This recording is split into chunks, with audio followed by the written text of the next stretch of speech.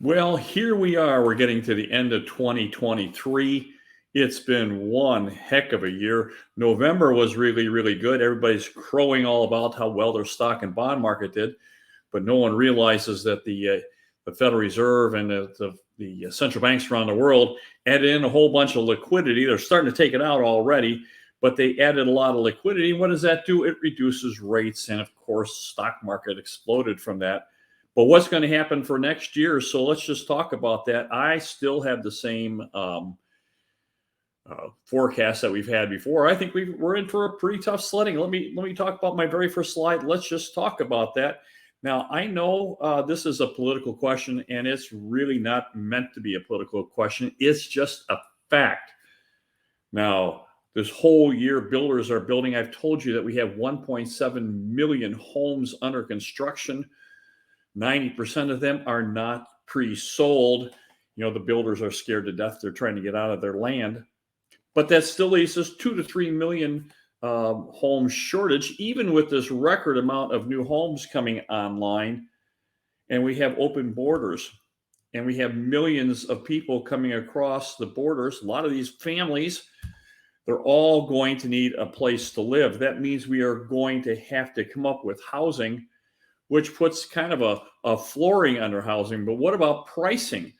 You know, yes, we need the housing, but can we get down to affordable housing? Can we get to a place where people can actually afford it? And of course, this is where the rubber meets the road. We're a little concerned about that. How are we going to do that? Rates have come down. Today, they broke down, the 10-year broke down below 4% for the first time in 6 or 7 months. So that's a pretty good sign, but it's going to have to go a long ways to do that. And you know, my forecast has not been very, very rosy. So let me go to my very first slide. Let's just talk about that. I certainly think that the direction of the real estate market is absolutely down. Our charts are showing that the real estate cycle is completing, which means it's fully priced. It means that we're not going up from here. This is the top. We've reached the peak. Let me go to my next slide. Now, as you know, we talked to Dr. Nenner. Dr. Nenner always says, I can tell you what's going to happen. I don't necessarily always know why. So let's talk about maybe some of the whys. Now, we've been talking about jobs. Jobs are kind of like the last domino to fall. And we just got this from the JOLTS. We got this from Zero Hedge Think. The JOLTS survey is showing that jobs are being pulled from the marketplace, and there's 617,000 fewer jobs. Now, a lot of these high-paying jobs are really not jobs. They're advertisements for your competitors' good labor and their employees. So that's how they do it. They say, look, we've got a job for your employee, but we can't go right after your employee, but we can post it and say, hey, we're looking for you, but nobody else. And so what happens is you get a lot of these jobs posted, but they're really not looking for anybody. The requirements are so stringent, nobody can fulfill it, except very, very few. And they're kind of poaching from each other. So we've seen 617,000 fewer job openings come up in the United States in really just one reporting method. And of course, it's all the way back to August. You know, we're looking at a lagging indicator here. So you can see this monthly change goes back to August, the lowest. Now it can even go lower. I think it's going to go a lot lower than this. But at the moment, it's not. Remember, it doesn't start overnight. You know, when you get to a top, it's a process. You know, people start to recognize it. Now, we said the top was in March of 2022, was the very first peak came in. Second peak came in June of 2023, and we've been drifting lower since then. We think we're going to get to a crescendo where it really just falls off a cliff, and I think that's coming. It's not here yet. And again, it's a process. So let me go to my next slide here, and let's just talk about what we see, because the JOLTS is certainly one of the stepping stones to our forecast. Now, we're also seeing that the hospitality is starting to slow. Now, this is a crack in the job market because hospitality has just been a stalwart in jobs. This is coming out of the payroll giant ADP, so it's very, very good data. This isn't any of that seasonally adjusted data nonsense that we see. This is coming right from ADP, and they're saying, look, it's been slowing down. We're actually starting to lose jobs, even in hospitality. Let me go to my next slide here, and look at this.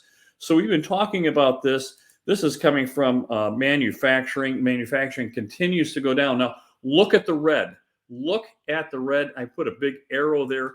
That red is telling us that is not adjusted. So that is the real hard data. And look at the drop. You can see that drop coming. Look at how that's done. Now, these other lines are seasonally adjusted. You know, they go up and down, but that red line has just been brutally heading south, and it is not slowing anytime soon. So a lot of manufacturing is going away, and those are very good, high-paying, skilled manufacturing jobs. These pay very, very well. Let me go ahead, next slide, just to take a look at that. Now, what we're seeing is that not only is the manufacturing slowing down, but there's no new orders coming in. So no new orders coming in. It's the largest drop since COVID of 2020. Look at that drop. Now, that is not a coincidence. This is what's happening in the real economy, that we're losing orders, we're losing, the manufacturing is slowing down. And what does that mean for us? That means that the economy is really slowing down. Wages are going to have fewer and fewer hours worked, and wages, of course, are going to be affected by this. Let me go to my next slide, and let's just take a look at that. Now, here's the whole telling of the whole crux of the matter. Look at this. What could possibly go wrong? Now, and then the other saying is, who could have seen this coming? Are you crazy? Of course you could see this. So 2/3 of Americans do not have any money. They don't have any money. They're going paycheck to paycheck. And remember that 45% of Americans are going paycheck to paycheck. Some are 2 paychecks away from homelessness. They're running out of cash. They're running out of their savings account. They've maxed out their credit cards. What could possibly go wrong? Now, what is going to happen when you don't have any money? What's going to happen when jobs start to get tough and people have no cushion? They have got no credit left, and they've got nothing in their savings account. Let's go to the next slide and just take a look at this. So here's what else we're seeing is that credit card defaults are already higher than what they were in a great financial crisis, and we're not even into a declared recession yet. What in the world is going to happen when we get into a recession? What do you suppose this is going to look like? It's higher than the great financial crisis. So we have some very fundamental times coming in. Of course, who's affected by this is the banks. We just have to be a little careful with the banks. So now we are seeing that interest rates the rate of inflation is coming down. The rate is coming down. It means it's still going up. It's just not going up as fast as it was. However, here's some really interesting things. Take a look at this. We're seeing that the producer price index is coming down and coming down very, very quickly. Now, these are the commodities at the producer price level. And of course, this gives us a very strong indication what we're looking at 3 or 4 months from now. And I think we've got deflation coming at us. Let me just go to my next slide and let's take a look at this. So now when you start looking at this, this is coming from used cars. We got this from Daniel DiMartino Booth, a brilliant analyst. And now remember, it wasn't very long ago, a year ago, 2 years ago, you couldn't get a new car. There wasn't any to be had. I'm hearing now that a lot of the car manufacturers their lots are completely full. I'm hearing that there's nowhere to put them. They're just absolutely chocker. So when they fill up with cars that aren't sold, they quit making them. And that is what's happening. And look at the prices of the cars. So used cars are dropping, new cars are dropping, and these are unadjusted. So we're seeing the real thing. So they're actually going back to prices of 2019. They're actually even below prices of 2019. That's a very, very good sign. But again, that's deflation. So let me just talk about my industry coming up here.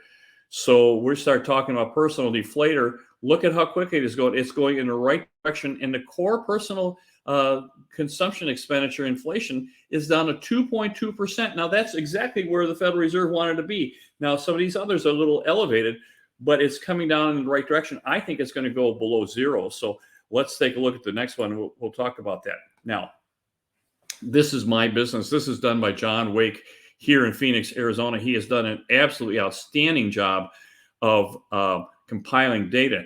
Now, I was here in Phoenix. Of course, Phoenix was a poster child for bad business in the great financial crisis. You know, we were the poster child for being over exuberant, and we had the largest bubble in the United States. But I'm going to tell you, in March of 2005, in a metro of 4 million people, there was less than 3,000 homes available for purchase. So talk about no inventory, because you hear this mantra all over now: no inventory, no inventory, no inventory.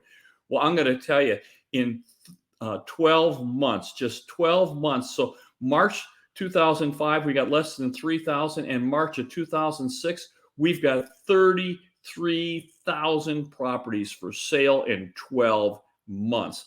Now, how did that happen? In 12 months, we added 30,000 properties. From the mantra of there is no inventory, to having 30,000 properties sitting on the market, and it went to 55,000 homes in another 6 to 12 months. And there was so many homes, prices were dropping like a rock, and I'm afraid we might even outdo that. And where did these houses come from? Well, we talked about this before. A lot of people are going to be forced to sell. Here's something else that's really crazy. Let me go to my next slide here, and let's just take a look at this. Now, I want you to take a look at this. This is work done by Charles Hugh Smith, a brilliant analyst. I've used this chart before, and we're talking about retracements. You know, the nature abhors a vacuum. It also abhors extremes, and we are going to go back to the median. So when you get this bubble, you see this huge bubble, you just see this enormous bubble, and then it comes down and it deflates on the right side. Now, we've talked about how that happens. We talk about how it happens on the way up. It's the same function on the way down. But now Charles Hugh Smith has taken data, and he thinks we've got at least a 30% retracement nationally. Could be that here in Phoenix. You know, Phoenix is, we've learned our lesson, so we're a lot better than we were last time around, but we're not going to be immune to this. I think we have a pretty good, probably a pretty good discount coming. Maybe we go up to 25 or 30%, I think. But Charles Hugh Smith thinks that if things go really sideways, we could get down to 65% from the peak. That would be really brutal. Now, that would bring you affordable housing right away. So that's one way to do that. You know, it'd be an awful lot. It'd be a very brutal way to do it, but we could get down there. Let me go to my next slide and just take a look at this. Now, you know, this is my chart stylized. So this is one of my timing models that's stylized. So I want to tell you, here's the other side of the coin. Now, I think we're up here at the top. I think that we're in the completing process, as we've talked about before. So the cycle is completing. All our signposts are in, and they continue to validate where we are in the cycle.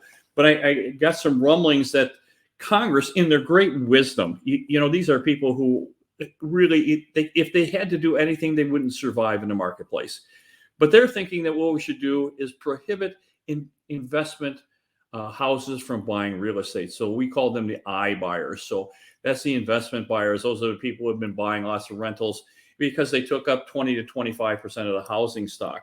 And we're going to force them to sell. So we're looking at a completion of the cycle, and Congress is going to force these investors to sell. Now, they were so glad when it happened because they were providing housing for people. That was the whole idea. And it was the free market at work because they got a very good return on their money. It's a great way to make to earn wealth. It's great for ma and pa and small investors. It's just a great way to do it.